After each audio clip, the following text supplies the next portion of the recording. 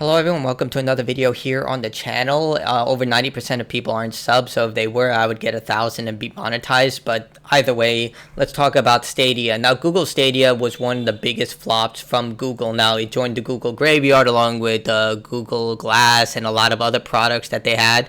What was that other thing? The Google Circles thing. I forgot what it was, but that social media stuff they also had. So there are a bunch of things that Google has set up for failure, and they tried to prop up the system as being the next generation for gaming when it came to cloud services and instant streaming. The problem is that it didn't offer anything that other options didn't offer that were better. Xbox Game Pass offers the streaming service for free as bundled with their Game Pass service.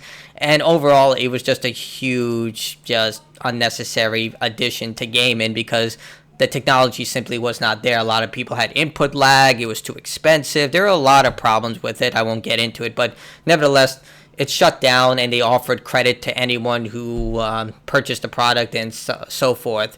But it seems that they're going to resurrect the project in some way using the technology because the technology was really good. For example, there was a feature where they were going to allow users to stream games via YouTube, and one of the biggest testing projects for that was Assassin's Creed Odyssey, where you could actually play the game on Google Chrome. I actually tried this, and it was pretty insane.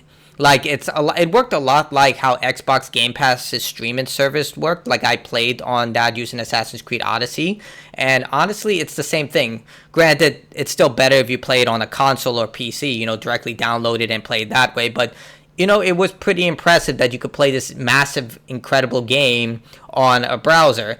And it does seem that they're resurrecting the feature. Now, I looked it up, and Google has basically scrubbed this, so no one can really look it up. They just have, hey, the product is no longer available.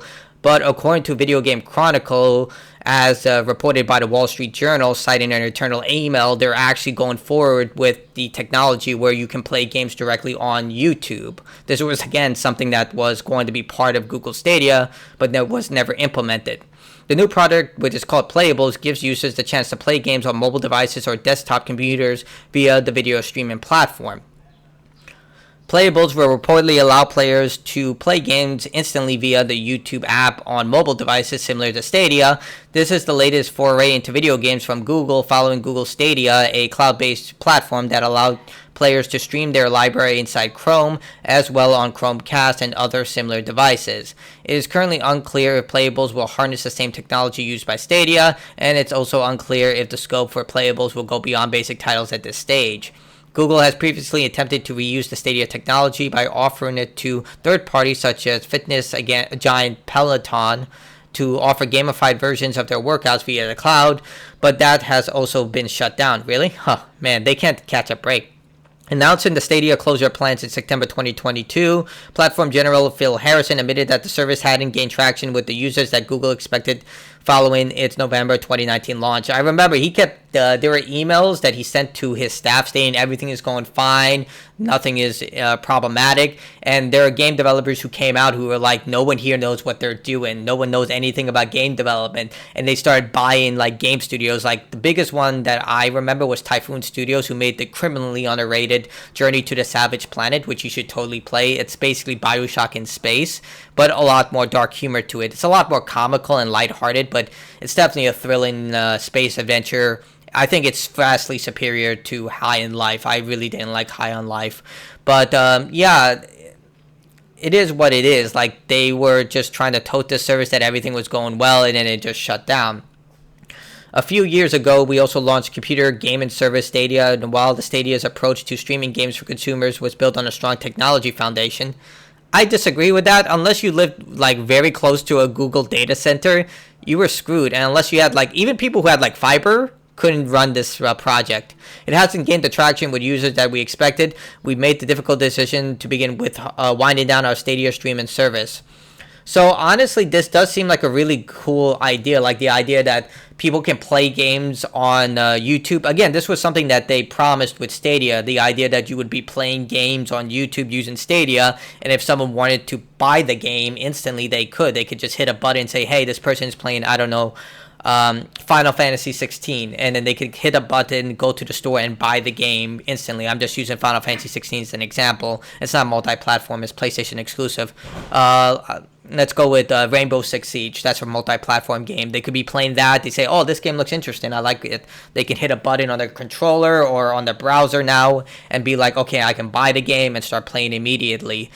And it seems like a really good idea, but we'll see how it's implemented, because number one thing they have to basically go through is whether people are going to use this or not. Like, I don't see a lot of people doing it, because a lot of gamers, I can speak from experience, are basically entangled into whatever platform that they enjoy using it. Like, for me, consoles are my ideal choice. I like to turn on a PlayStation, Xbox, Nintendo Switch, and just play the game instantly. I don't have to worry about settings. I don't have to worry about drivers. I just put the game in and it plays. It's a lot easier to stream because I don't need to use open source broadcasting. I can just use my Elgato and Streamlabs, and it's a lot easier to manage on my screen. Again, everyone to their own. A lot of more people like PC gaming because they have everything in one place. They can fiddle around with mods, drivers, frame rate, resolution, and so the biggest thing is getting people to use this service. But if they do it in a way that's secondary, like it's not paramount, like what they should have done with Stadia, would they ease people in with indie titles and smaller games? Because indie titles are the ones that really need these types of promotions, and they could be like, okay, we'll get like people from, I don't know, we'll get games like Soundfall or BattleBit Remastered that just came out, and get people with exclusive deals from those developers and say, hey, promote your game on this service and we'll give you a kickback, or give you a huge promotion or stuff like that. I think this would really be good for indie and smaller titles, but that's how I see it. But it does seem like they are repurposing what they promised with Stadia in much more prudent ways. But tell me what you think in the comments below. Honestly, this is nothing. This could be nothing but a win for YouTube, because it could just be something that's there for people to use. Like, for example, YouTube Premium. A lot of people don't realize this, but you get YouTube, the YouTube Music service for free.